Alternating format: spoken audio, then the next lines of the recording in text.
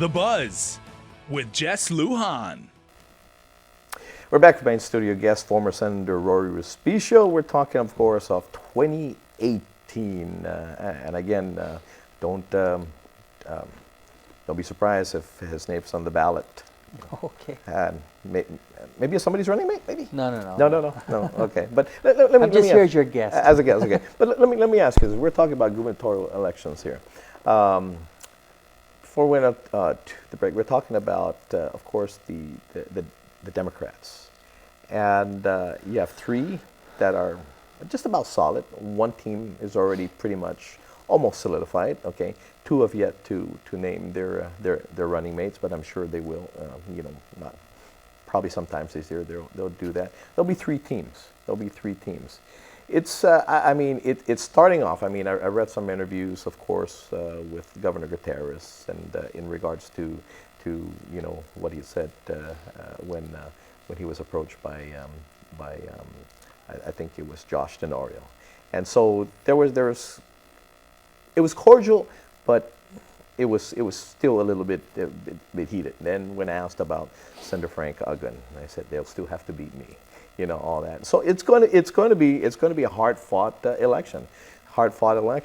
And as always happens in any election, it's very hard fought. It becomes a bloodbath. It's Guam's favorite pastime, basically, right? Now, between the time of primary and the general election, the wounds are there. The wounds are not quite healed. Would it, does it do justice for the Democratic Party at this point? I mean, I love competition. It's great for us, as the voters, to decide. But does it do justice to the Democratic Party to have three possibly three teams running, and would they have enough time again to patch up what is going to be a very bloody battle?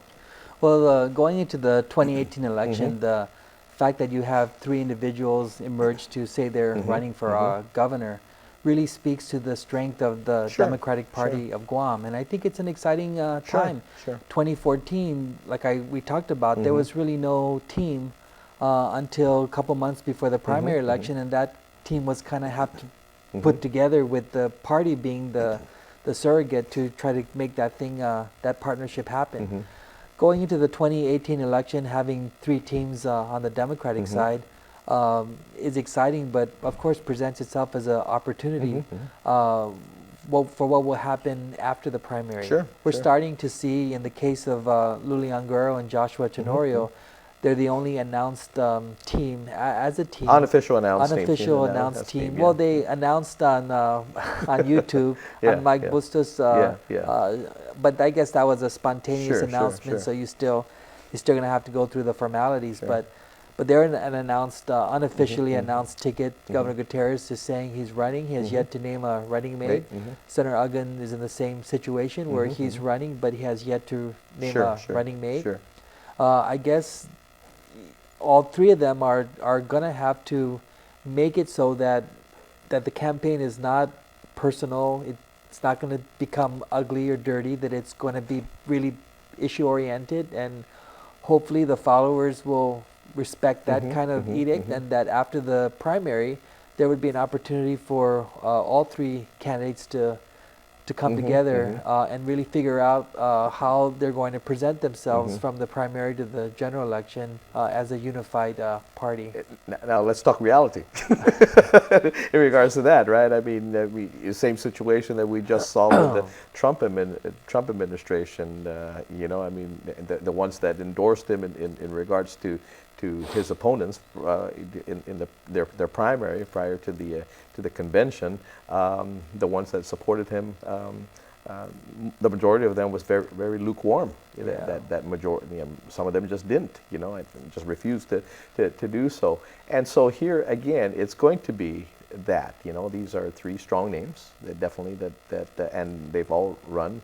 One governor before, and Ungaro, and of course Senator Frank Uggan Jr., who ran, both both ran as lieutenant governors, never for the gubernatorial seat. So it's going to be a hard-fought battle, all highly qualified to run. Now, when and if you have, of course, if you have a united Republican Party in one team, I mean, I've heard names, I've heard other names in the Republican Party, but nothing, nothing like the Democrat at this point. But look at what happened in the 2010 election, where you just had one team on the Democrat side. Sure. It was Governor Gutierrez and Senator Uggan. The Democrats were very confident that they were going to beat then Senator Eddie Calvo and then Senator Ray Tenorio, because the Democrats only fielded one team.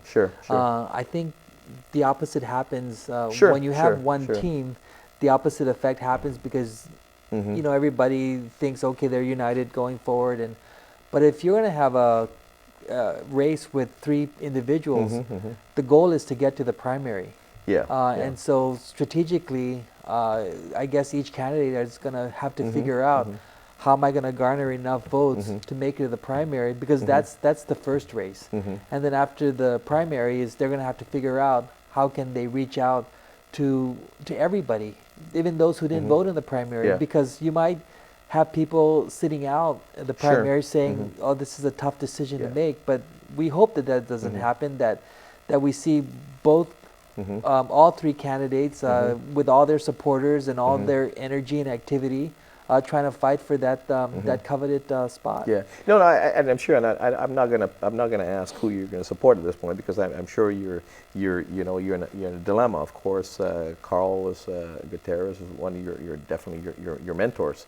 You of course were colleagues with Ungaro. You're good friends with Josh, colleagues as well with Senator Frank Uggan Jr. as well. So you are split. Well, my dilemma is not really because of what you described. My dilemma is that I'm national committee man for the Democratic Party.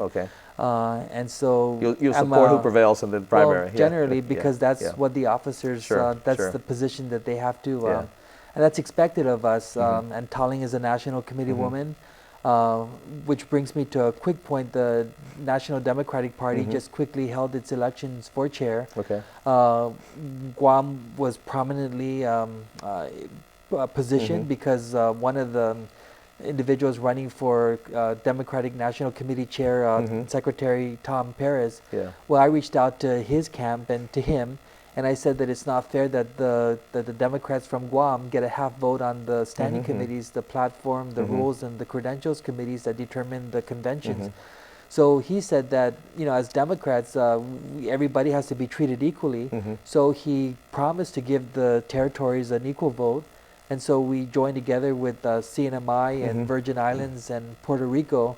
And he got elected chair, and he only won by 35 votes. So Guam's 4 votes certainly played a role, together with Saipan's 4 votes and the Virgin Islands 4 votes. So he's really going to be looking at the territories and the role that we play in the national party. Now, let me ask this, because millennials make a big difference now in voting and how they're voting and the issues now. Millennial issues are prevalent now. Now, Carl Gutierrez, in some of the ads, because he's got some print ads that are coming out now, he said he wants to appeal to the millennials. Now, in him saying appealing to the millennials, you have other candidates there, of course, in the younger generation that are more millennials, that are in the millennial segment there.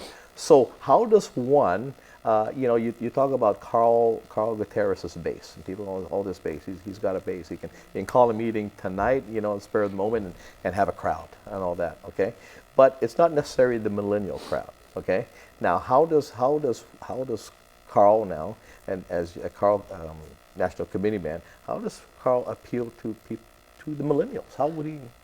I think what we're all seeing is that despite the wonderful crowds that a candidate may have, it doesn't really translate, because there's the silent majority.